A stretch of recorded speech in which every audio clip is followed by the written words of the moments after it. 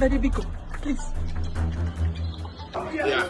So this video now you are covering now, nobody will post it. Just in case. Just say. Come back This down house and talk like does not this. belong to me. Who does this house belong Onyeze. to?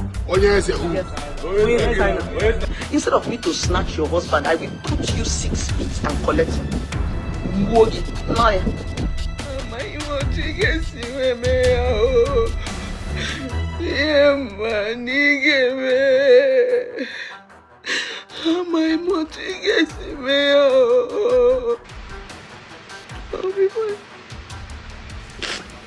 I'll be fine.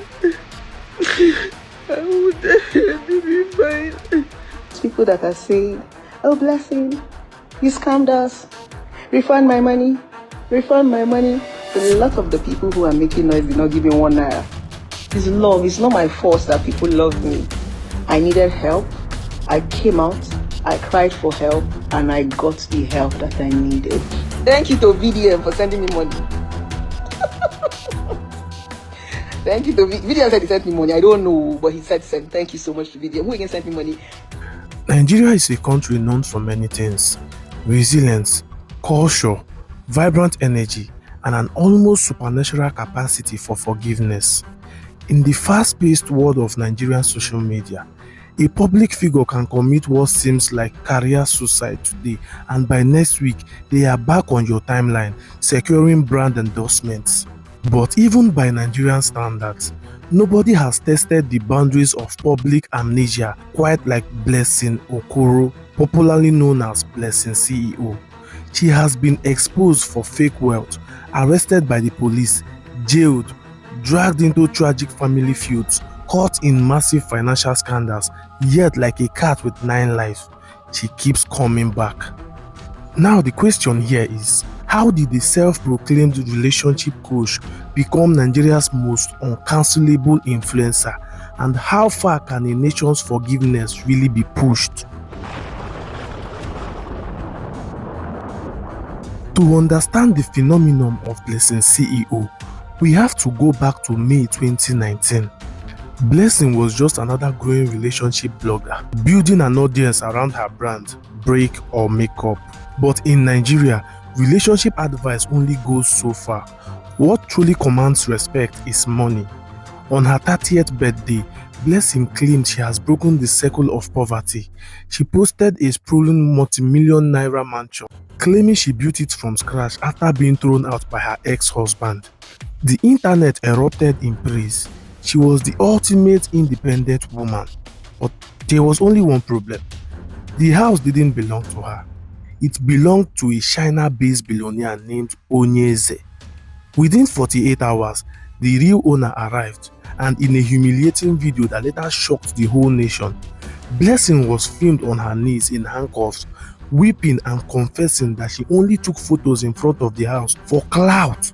I'll do it. Yeah. So this video now you are covering now, nobody will post it. Just say Just in case. Just say. Come back This down house and talk like does this. not belong to me. Who does this house belong Onyeze. to? Onyeze who? Yes. Onyeze China. Onyeze China. What did you do that made them to ask you to say the owner of the house? I recently came here to take a picture. You recently came in here to take a picture. Yes. A picture of Onyeze, abi? For any ordinary influencer, this would have been the absolute end. The shame was monumental. But this is where Blessing CEO's superpower first revealed itself.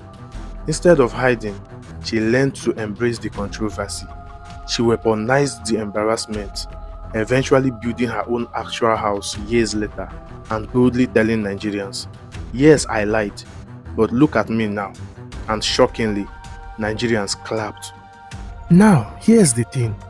As Blessing's fame grew, so did her appetite for controversy. In late 2022, a horrific tragedy struck the Nigerian entertainment scene.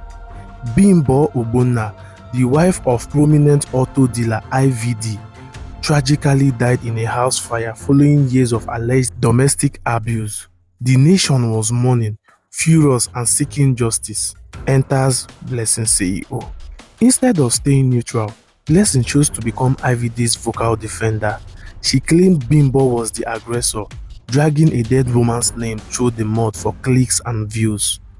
The public outrage was unprecedented. This wasn't just a fake house anymore. This was a matter of life and death. Bimbo's family didn't take it too well as they fought back legally. In March 2023, the Nigerian police force arrested Blessing's CEO. She was arraigned on a 6-count charge bordering on cyberbullying, libel, and exhibiting unedited movies. She was remanded in Kirikiri Female Prison for nearly 3 weeks. The Queen of Cloud was behind bars.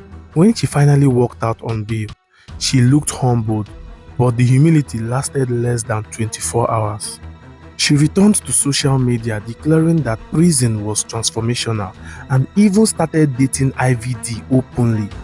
Once again, Nigeria watched in a mix of disgust and fascination as she absorbed the punishment and kept moving. If you think 2023 was about survival, then 2026 became the year Blessing's CEO tested the limits of absolute lawlessness. In April 2026, Blessing shocked her followers by announcing that she was battling a severe health crisis, cancer. The collective empathy of Nigerians kicked in once again. Despite her past, people put their grievances aside. Within a short time, she raised over 13 million naira from sympathetic donors, but the internet people were not buying it. Investigations blew open a massive scandal. The medical reports she shared were allegedly forged. When confronted, the fallout was catastrophic, facing intense legal pressure and a massive public boycott led by online watchdogs. Blessing was forced to issue a chaotic apology, promising to refund the donors with interest. Her legal woes were far from over. Just weeks later, in May 2026, the hammer finally dropped from a different angle. The Economic and Financial Crimes Commission, the Efcc, arrested and arraigned Blessing's CEO over a completely separate, massive 36 million naira fraud allegation. As of May 2026, Blessing Okoro has been remanded yet again. The self-acclaimed relationship coach who taught millions how to live their best life is once more facing the cold reality of a detention cell. Blessing's CEO's story is a bizarre blueprint of modern internet fame in Nigeria. It proves that in the attention economy, negative attention pays just as well as positive attention.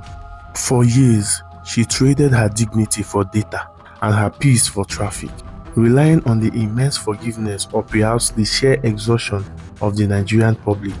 But as the gate of the Efcc custody closes on her once again in 2026, a vital question remains. Have Nigerians finally run out of forgiveness for Blessing's CEO? Or is this just another commercial break in the endless chaotic reality show of her life? What do you think? Has she finally gone too far? Or will she survive this too? Let us know in the comments below. Don't forget to like, subscribe, and hit the notification bell for more deep dives into the stories shaping our culture. Until next time.